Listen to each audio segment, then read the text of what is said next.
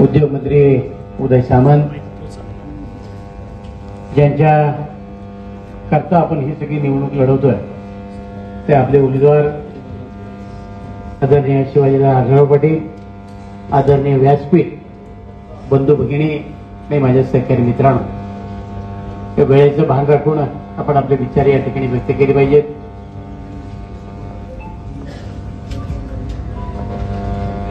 महाराष्ट्राच्या राजकारणात, देशाच्या राजकारणामध्ये जे आमूलाग्र बदल झाले ते आपण सगळेजण पाहतो. कारण म्हणजे पूर्वी लोकांना समजून सांगावं लागत होतं, आता काळ वेगाने बदललेला आहे.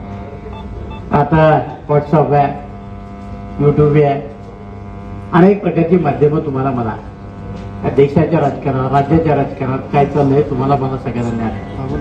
आणि ज्याने त्याचे स्वतःचे विचार बनवले. आज राज्याच्या राजकारणामध्ये 3 पक्ष एकत्र येऊन ते सरकार चालवतात. जेव्हा आम्ही सरकारमध्ये सामील झालो त्यावेळेला आम्हाला सगळ्या अटी शर्ती मांडल्या.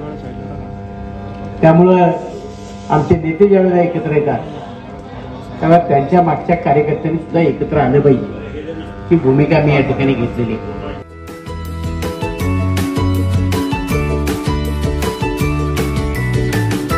बातम्या शेतीच्या, बातम्या मातीच्या, बातम्या अन्यायाच्या, गुन्हेगारीच्या,